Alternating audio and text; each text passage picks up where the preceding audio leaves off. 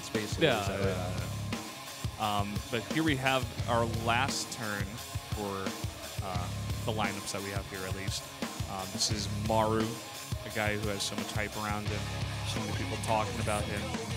Yeah. Just like all these other 2 turns. Has not yet played in Code S. Everybody is waiting for that moment. Will be coming up soon. SoulKey, 100 wins in Pro League, got that award right at the cutoff time, and hasn't gotten any official wins since then. Played a very famous game against Reality where he was able to win, but of course since it was after the regular season, it's not listed in his Pro League total wins. Don't get those playoff wins listed. Went into a 2 hours and almost 30 minutes game. Refused the stalemate. Refused the stalemate, but then eventually took the stalemate and then played another long game and won that one. Yep. Well, the map that we're playing this one on is going to be Bel'Shir-Vestige. See you guys inside.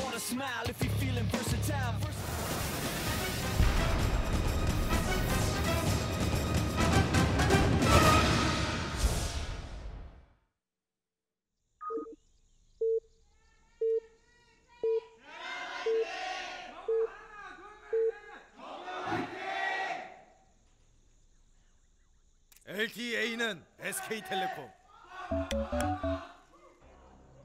Down here in the bottom right, the red turn for Team T. It's Maru. Of course, he's part of JINAIR Green Wings. And Team Z opponent, our final Zerg today, is SoulKey. And both these guys, monsters for the races. Yes. Multiple wins against really good opponents. Very good records. It's going to be awesome. He wants to see Marine King versus Hoja. Let's go. And that would be fun to see. I don't know who's more in shape right now.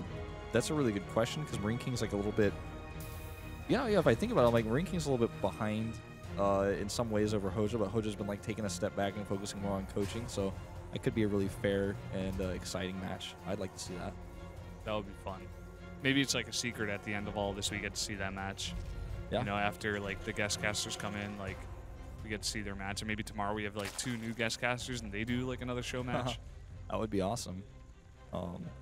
Maybe they like don't tell us and we like have to play against each other. That would be fun. That would be so cool. I just know that you'd just go Void Rays against me. So I definitely would. Like I absolutely would. 100%. There's by the way, an 11-11 timing here with Gas and a Barracks, so very fast Reapers coming out from Maru. We'll see how much he wants to actually, you know, commit to that. I think he said he came from Suwon. Yeah, Suwon, one of the suburbs of Seoul. Yeah. Came over here probably on the train, maybe on the bus. Could have taken the bus for a little bit, then taken the train. Yeah, you can do a combination. Could have taken a taxi, but that's getting up there. You don't want to take a taxi. I mean, there are people who come here and they take a taxi from the airport, and sometimes that can be okay, but also you could just take the bus. Yeah. Those taxi guys sometimes like to take advantage of you if you don't really know the area. And or, I know that or happens language. in, like, yeah, that as well. Yeah, I would always trouble finding your way around, and some taxi guys like, oh, you want to go to Seoul? I will take you there. Yeah, always. If you guys, just a tip, take the bus. If you know the location you're going to, just take the bus. It's you can talk to the people at the airport. There are a lot of people who speak English or whatever your native language is. I assume it's English because you're listening to this broadcast. Maybe it's not. Maybe some of you guys out there are trying to learn English. That would be really cool. But if you're in the airport, you can talk to the people at the airport and ask how to get the bus to Seoul, and they'll help you. Yeah, they very will. helpful people here at Incheon. Do not talk to that weird taxi guy who's like... He's going to come up to you and who he's going to be seems like, like hey. really sleazy. Just do not take that taxi. You're not gonna get killed or anything, but your wallet certainly will be. This drone micro here is good, but it looks like not good enough. Maru picking off one. Second one trying to escape. Zerg micro good as well, just keeping him all the way in the outskirts as much as possible. Maru doing a decent job with the micro on his Reaper as well. Come around here and try to take out that last Zergling. Oh! Just so tough to micro on creep because his Zerglings are so much faster there. Second Reaper comes up, and this is a pretty big commitment by Maru in how he got his Reapers out so fast in gas. So he's probably fairly happy with how it went because he was able to force this many Zerglings and did get that one drone kill. But it hasn't been like the best Reaper opening that we've ever seen. Something really funny happened. Marine King said something funny. I don't know what he said, but Yeah. I'm sure it was funny. He's funny. Like, He's a funny guy. I'll take the crowd's word for it. It was probably funny. Maru actually made a third Reaper. It's going to group up here. And at the same time, he's making those 2 CCs at the same time. Yeah. So behind this, he's putting on a ton of pressure, and behind this, he's going to have a really good economy that's going to follow up within the next 5 minutes. Get those mules down as quick as possible. Yeah, I'm really curious to see what sort of composition we're going to see out of Maru. Is he going to be the one who does mech today? Because the other 2 Terrans have shown us bio, much to my disappointment. Because I feel like mech is becoming like the more standard playstyle in Korea, and I'm liking to see how it evolves and how actually I feel like when you watch a meching player, you can see very easily how the playstyle is different, how one player mechs versus another, almost much more so than bio, depending.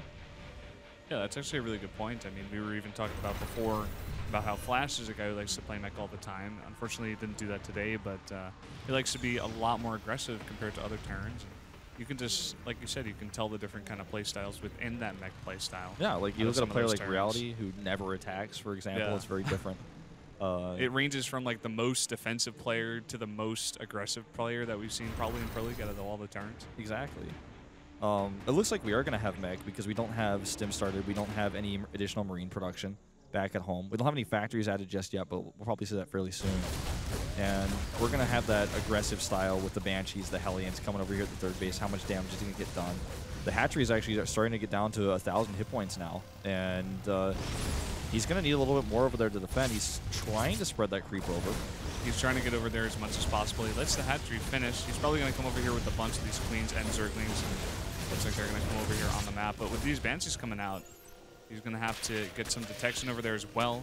Yeah, the lair is going to finish by the time it does get over there. He'll need detection, and he's going to want more zerglings because the ground force plus the Banshees can kill the queens eventually. Yeah. And that's what he has to be very careful about because right now there's only 2 queens here. And Maru is like, I'll fight this. Even if the third queen is there, with good micro. These bases are not connected by creep. Targets on the queen with the most energy first, and this is looking really, really bad for SoulKey. He's going to lose 2 queens, and that last queen's going to go down, and guess what that means? The hatchery will fall as well, most likely. Good counterattack, though, meanwhile. There's no defense here, quite frankly. Yeah, no defense really, but there's no defense here for SoulKey as well.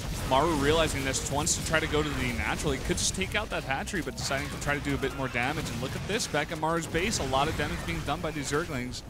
Yeah, Maru actually taking so much damage back at home, and now he doesn't get the hatchery either. Looks like he's going to get one more queen here. Pulls the Banshee away to start attacking that hatchery. It's already very low. But I think he may be able to save that. And the Spire is getting close to being finished as well.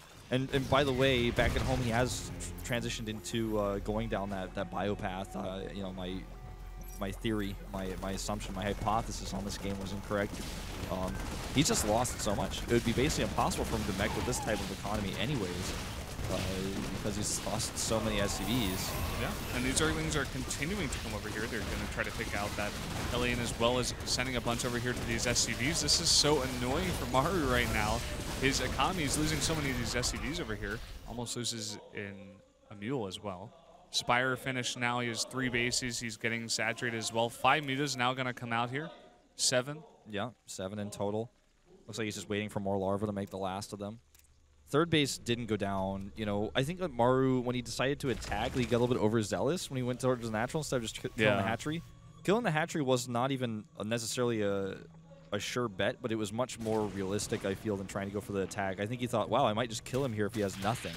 And if he had taken the safer route, maybe killed the hatchery and gotten away with his units, that would have been a much better place for him. Look at that sick micro out of that Reaper. I hope he gets some worth out of that, see some of the tech. I mean, he's going to see these mutas coming over here, but he actually got those Zerglings to kind of not bug out, but kind of follow the Reaper up and down the hills, and he was able to get the Reaper into the main base.